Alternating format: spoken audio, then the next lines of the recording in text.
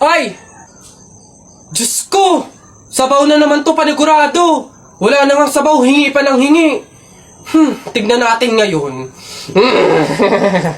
Hello sir, again and again and again and again. Ito na po sabaw nyo. Yan! Oh, sarap niyan! Salamat, salamat!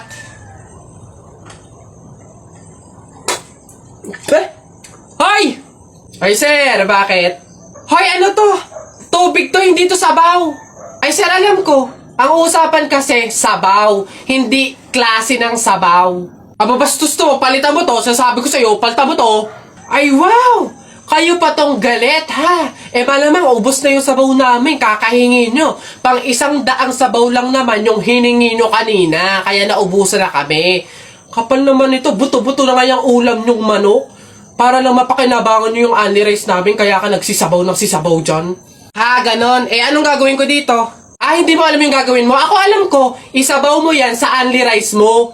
Gawin mong sabaw tubig. Wish ito. Ano ba yun? Tagal naman na order ko. Ay, ayun na. Hello, sir. Ito na po order nyo. Oh, ayan. Oh, ayan. Okay na po, 812. Hoy, teka, halika. Ay, sir, ano yan? Bakit dito ako kakain sa dahon ng saging? Paltan nyo to. Nasaan ba yung manager nyo? Tawagin nyo nga. Ay, sir, good day po. Ano pong problema dito? Yan kasing service crew nyo, ay dito ako papakainin sa dahon ng saging. Ay, sorry sir, mali yun na ibigay. Dahon ba yun ng saging? Mali, dito pala dapat. Yan. Sa plastic kayo kumain. Ababastos nyo ha, ano ba problema ha? Hindi ko kasi alam kung bakit dito nyo ako pinapakain sa mga to. Hindi mo alam, sir? Tignan mo yon. Ha? Oh, di ba CCTV? Ikaw lang naman yung lagi naming nahuhuling nangunguha ng mga plato namin. Hiyang-hiya naman kami sa'yo, ang kapal na mukha mo. Naubos na yung mga plato namin dahil sa'yo. Hindi ko alam kung bakit ang hilig-hilig yung manguha ng mga kasangkapan ng mga fast food chain. Tapos magtatanong ka pa kung bakit diyan ka namin pinapakain. Swerte mo pa nga may kakainan ka eh. Kainin mo yan.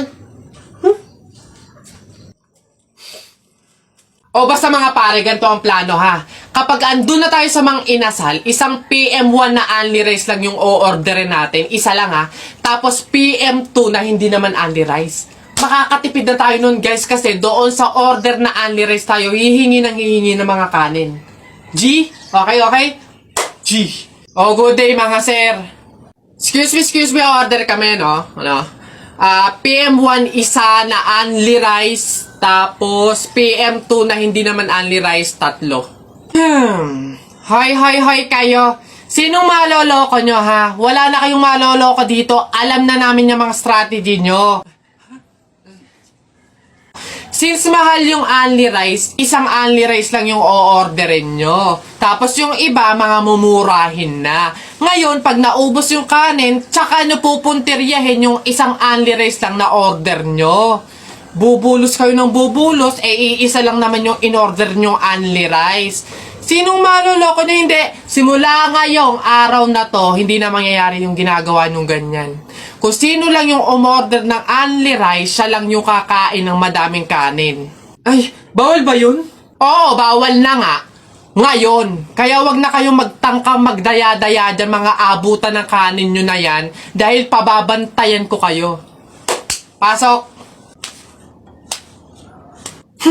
Kala nyo tignan natin ngayon. Hoy guys, wala na tayong kanin. Hindi tayo lahat pwedeng humingi ng kanin kasi isang only rice lang naman yung order natin. Eh may nagbabantay pa. Hoy, nakikita at naririnig ko kayo ha? Tigil-tigilin nyo yung bulungan nyo at pandadaya nyo. Sabi ko sa inyo, kung sino lang yung umorder ng only rice, siya lang yung kakain ng madaming kanin ha? Excuse me po, magtatanong lang po, mawalang galang na. Wala po kasi kaming chicken oil dun sa table namin. Hihingi lang po sana ako. Ha? Chicken oil?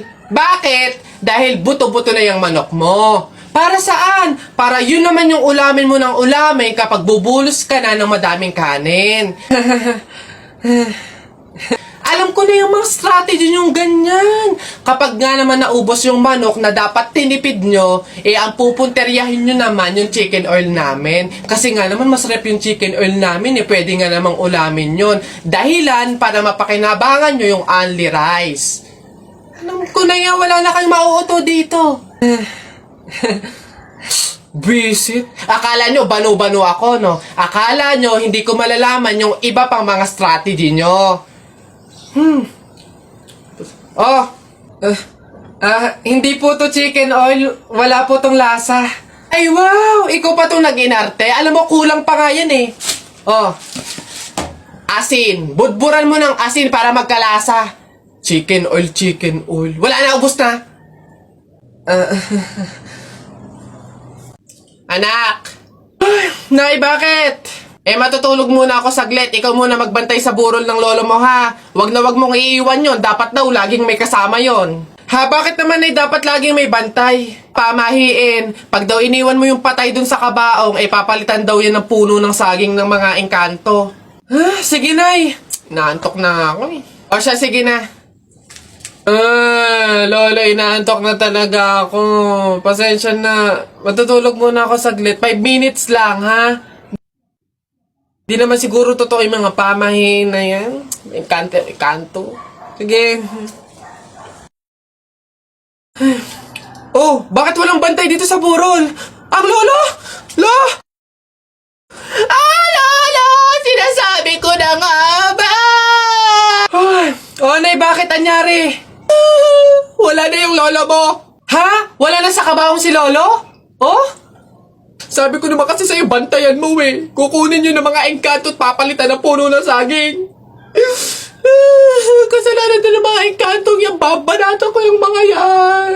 Puno na lang ng saging na natira, lola. Oh, di mabuti, Nay. Ha? Bakit? Di iwas gastusin. Makakatipid. Wala na tayong ipapalibing. Nay, pasalamat nga tayo sa mga engkantong yan. Sila na bahala dun kay lolo eh. O sige na, papakancel ko na yung lupang lilibingan ni lolo. Hello? Cancel na po yung lupa. Hindi na po kami magpapalibing. Okay. Salamat. Tipid ng 50K. Lala. Basta kahapon, pumunta ka. Ay, nakagat ko yung dila ko. Ang sakit. Hala, bigay ka ng number, bilis. Ha? Number 4. A, B, C, D. Hala, letter D. Ibig sabihin, iisip ka ni letter D. Si Dodong yan na, yung crush mo? Nay! Hindi naman, hindi ko na naman crush yun. Asim-asim ni Dodong eh. Ikaw nga, tinan mo yung yung ilong mo nagpapawis. Ibig sabihin daw niyan, selosa eh. Nagsiselos ka siguro pag may kalarong iba si Mark Jun, no? Hindi naman ako selosa. Anong paki ko kung may kalaro ng iba si Mark Jun? Andyan pa naman si Tep-Tep. Ano ba yun? Hay, kaya ano yung mga pinag-uusapan ninyo?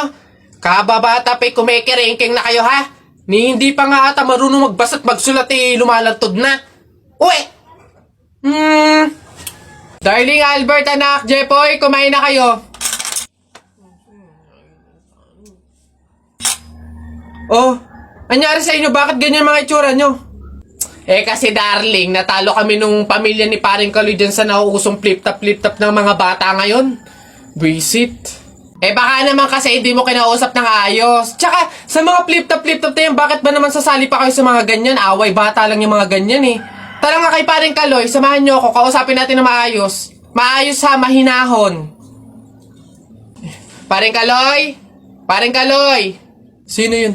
Hoy, Marindelia, napasadya ka, anong meron? Ayun nga paring Kaloy, yung asawa at anak ko, medyo inis nga sa inyo, gawa ng natalo nyo daw sa flip-top na yan. Oo. Wala naman problema sa akin kung talagang mayayabang kayo. Wala naman problema kung natalo nyo sila sa flip-top na yan. Pero ang sa akin lang naman, away bata yung mga yan. Malalaki na tayo, wag na tayong makisali pa. No, sige paring Kaloy, una na kami. Salamat, sige. Dog ka ng dog! Nakita ko yung tatay mo tinutuli sa ilog na tira itlog!